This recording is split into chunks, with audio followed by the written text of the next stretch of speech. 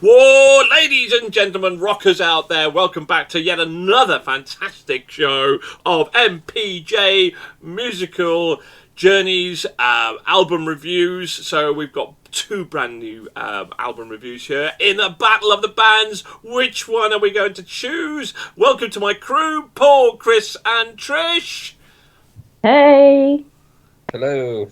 Well, there's enthusiasm. Are we not enthusiastic today, people? Are we not full of energy to critique these wonderful new albums? Come on, boys, get your acts together.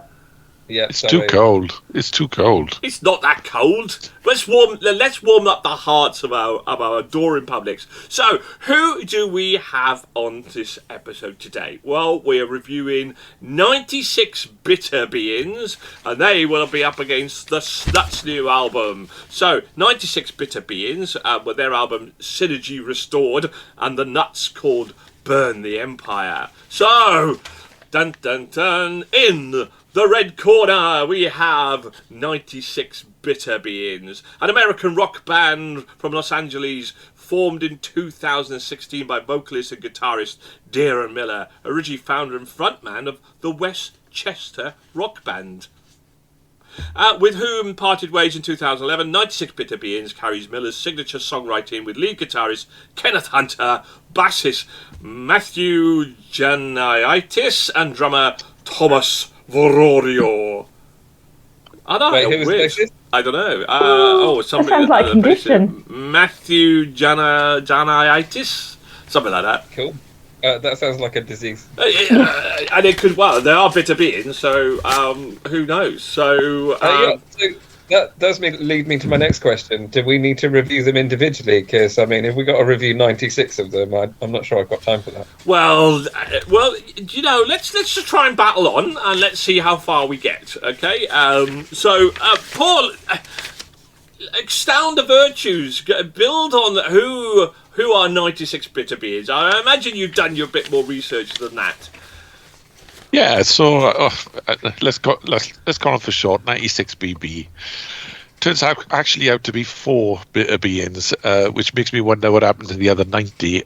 Since the other two are obviously Chris and Dave, if not now, at least by the end of the podcast.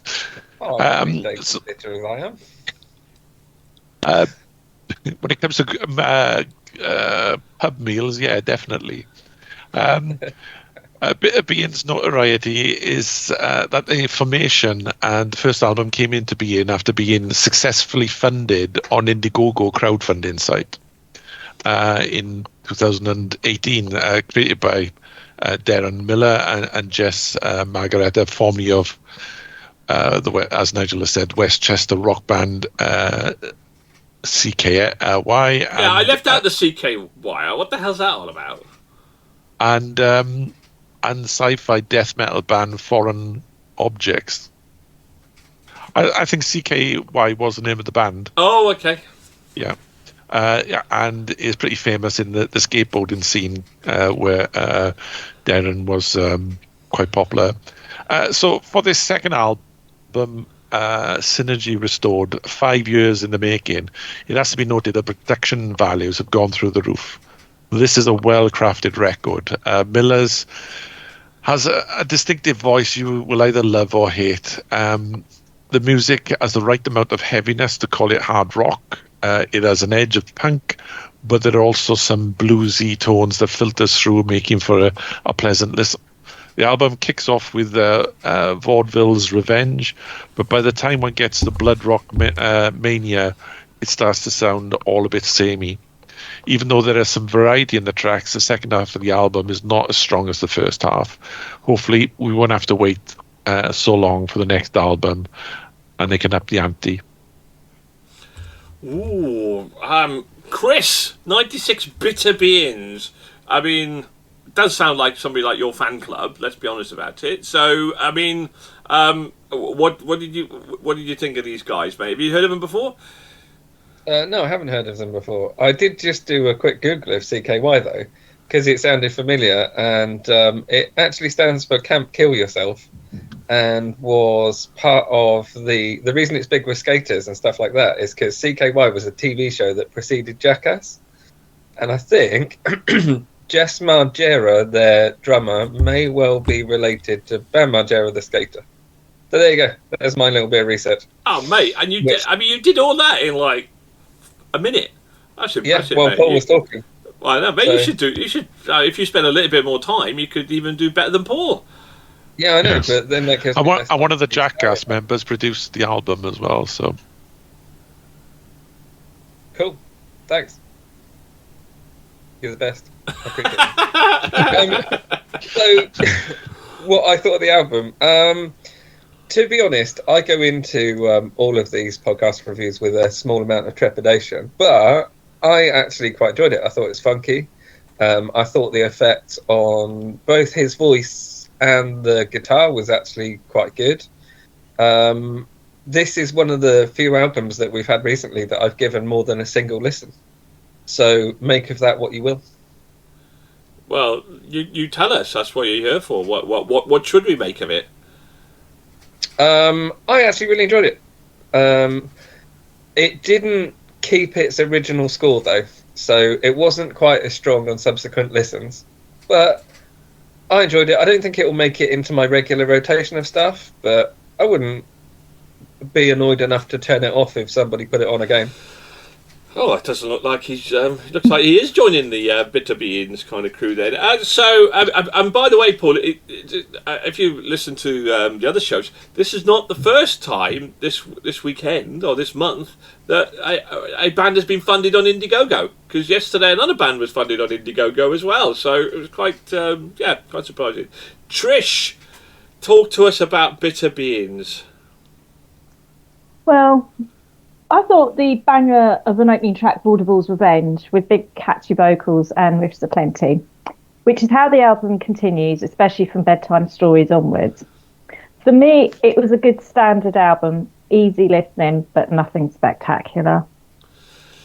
Okay, it's kind of interesting because I think I'm going to go along with Chris because I've listened to it a couple of times and it didn't keep its original score. And from a musical point of view, I thought it was actually a above average album. I mean, you know, the composition, the musicality, the experimentation, it was good. It was actually good.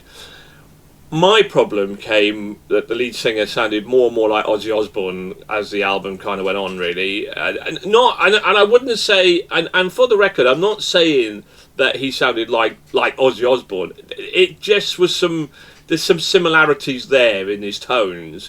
And everybody knows that I'm not an Ozzy voice. It's bizarre. I'm a fan of Ozzy. I'm just not a fan of Ozzy's voice. And so it kind of started. And do you know when that little thing gets into your head and you go, yeah, but, and you go, well, no, because our scores is purely how much we enjoy listening to the album.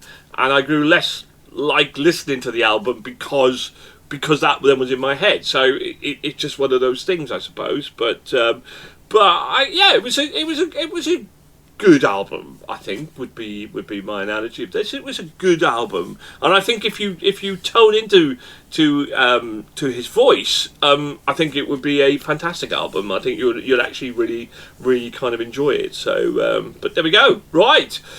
Well, I do have. We apologies that poor old Dave is not with us. And do you know what? In fairness, like unlike other people, this is Dave's first time he's missed a podcast in a very, very long time. Just looking over a sick note over there, but which is so good to have you back, mate. Trish, you can really pull your finger out, mate. I know, right? Trish, sort it out. Anyway, so Trish woke up this morning with an absolute banging migraine, so was not able to join. But he did send his votes in, so we do have his votes. So let's go round one. Ding, ding, ding. Let's find out who's going to win this battle. No, we can't because we haven't reviewed the other album. Ugh. God's sake, wake up, Nigel. Right, okay, Bitter Beans. Oh, I tell you what, it's been a long weekend. So they are up against the Snuts. So, the Snuts. Who are the Snuts? Well, hailing from Scotland. The indie group formed in 2015, originated in West Lothian. They performed across the United Kingdom and Ireland. The band consists of Jack Cochrane, vocals and guitar, Joe McAlavaria, guitar, Callum 29 Wilson. Oh, I like that. Callum 29 Wilson on bass, and Jordan Jacko McKay on drums, and was formed when the members of the band were in school. So they've been together. So there we go. Paul, tell us a little bit about the Snuts. Give us some background on them, mate. Give us some research on your dulcet tones on the Snuts. Well, first of all, I got to say to Trish, I'm glad she's feeling better and has been able to make the show. Yeah. Didn't even know I had a migraine. Yeah. No, I said Dave. Oh, hang on. I will by the end of listening to Nigel for this podcast. I didn't say you. It was Chris. You did. No, I didn't. I said Dave. No, you didn't. You said me. Did I? Yes, you did. Thank you, Paul. I just thought I'd point it out. Yeah, so I can't. For the record, when you look at Dave and Trish, they're both beautiful beings, and it's very, very easy to have such wonderful people mixed up. Sure, and the moustaches are really similar. But Dave's grown a moustache now.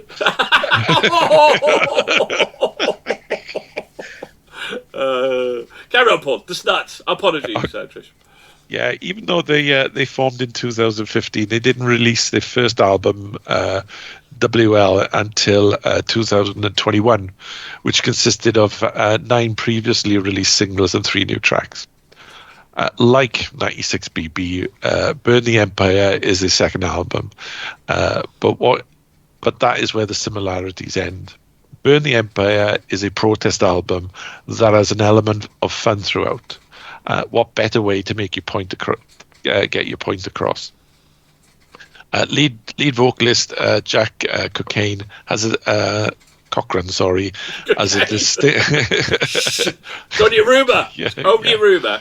Well, Chris going to Amsterdam. I was just like, I was just thinking of other thoughts. As a distinctive voice and sings with a fire in his belly, there are times you really believe he wants to burn the empire. More importantly, the Snuts sound just like the Snuts and not trying to sound like someone else. I believe this album will be regarded as a classic in the indie rock genre in the coming years. The range and diversity of the album makes it a breath of fresh air, and the show is over before you know it. Could some of the songs be stronger? Probably. But nonetheless, this album for me has set the bar for 2023. Ooh, Trish, Snuts, did they float your boat? From the get-go, this album hooks you in with Burn the Empire, followed by Zucker Punch. Then the radio, which had me tapping my toes and head bopping along. And when that happens, that's a good sign. Then with 13, the album takes a different direction, slowed right down with this poignant song. Then the album ups again with Knuckles. They have a similar sound to like 21 Pilots or Imagine Dragons to me. This album is different to my normal rock listening, but I really enjoyed it. Ooh, some positivity vibes around. Well, let's go kill that. Chris? Funny you should mention that, because I'm not sure I listened to the same album you two did. It's the first time that I've ever listened to D's Nuts. To be honest, I found it derivative. There was nothing special about it. Oh, Chris is frozen. The Arctic Monkeys. Chris, you're freezing off there, mate. Sorry. We lost you there for we lost you for a second. So you found them. we got to the point where you froze, where you found them derivative. Yeah. And they don't really have their own sound, and it feels like they're just ripping off both the Black Keys and the Arctic Monkeys. So there was nothing special about them, apart from their name just makes me laugh. I loved this album. I think for me, I just totally disagree with Chris there and agree with the other two. I think the thing is with this, I think this is an album that Block Party wish they'd written last year when we reviewed Block Party. I mean, if they listen to this album, they'll go, "Yeah, this is an album that we should have recorded," because it definitely, if there's anybody they'd sound like, it was very much that '90s kind of vibe, but with their own take on that. I think it did go hark back to those kind of those early days with the likes of Block Party and Franz Ferdinand and that sort of stuff. However, I would only say I would categorise them in the genre. I wouldn't say that they sounded like them, but this would have been an album that I'd hoped when Block Party released their album last year, that this is what I was hoping was going to be kind of like this. So this is an absolutely gem of an album. It's absolutely fantastic. It's diverse, and some of the songs on there, are really cool. Things like Burn the Empire, End of the Road, Knuckles. I think we've all kind of gone for Knuckles as a cracking song. Really good, and it ebbs and it flows and it peaks and it troughs and it's not generic, it's not all the same right the way through. It's an absolute blinder of an album, absolute blinder. Loved it. Really, really, really, really good. And I tend to agree with Paul. I think it's one of the better albums of the month for sure. Anyway, right, okay, well, now we go to the votes in and find out who we're going to buy. It could be close. It could be close. So, Paul, let's start with you then. What are you giving? Bitter Beans, Paul? I'm giving Bitter Beans a 3.5. 3.5, and the Snuts. A 4.5. A 4.5. Get in. So, round one to the Snuts. Trish. I give 96 Bitter Beans 3.5. Yeah. And the Snuts 4. 4. 2-0 to the Snuts. Chris. Initially, I gave 96 Bitter Beans a 4, but after the second listen, it's a 3.5. 3.5? That's pretty good. And the Snuts 2, because it was just tripe. It was not tripe, Chris. In your opinion, it was tripe. But, the great and the good. Dave, give the... so it's 2-1 to the Snuts. Dave, give the Snuts a 3. So he enjoyed that album. But obviously, he utterly despised the Bitter Beans. I'd give it a half. He give the Bitter Beans half a point. So he definitely joined becoming a Bitter Bean. I give the Bitter Beans a 3, and I give the Snuts not quite a 5. I don't know why something stopped me giving it a 5. 4.5 from me as well. So there we go. So listen, just to get into our Hall of Fame, you need to get 20 to get into our top 20. How much do you think you need to get into our top 20 school-wise out of 25? 18. 24? 19 and a half. 19 and a half to get into our top 20. 18 to get in our top 30. 17 to get in our top 50. And 13 to get into our top 100. So even to get into our top 100, you need above an average score. So, Bitter Beans, so 6.5, 7, 10, 10.5, 10.5, 10.5, 11, 14. So Bitter Beans get into our top 100. The Snuts, should have got album of the month, but there we go. 8.5, 10, 14, 17, 19. Oh, so close to Hall of Fame. So close, but certainly into our top 30 albums of all time, which is pretty damn good. Okay, so there we go. This battle of the new albums goes to the Snuts and Burn the Empire. However, I think bit of a thumbs up for overall, apart from Bitter Dave, for 96 Bitter Beans as well. So 2 pretty solid albums there for this show. So thank you very much for joining us, and tune in and please like and subscribe our channel. And if you want to listen to more rock album reviews, and it always is all rock album reviews, go and check out our YouTube channel. Guys, thanks for joining me today. Bye. Bye, Chris.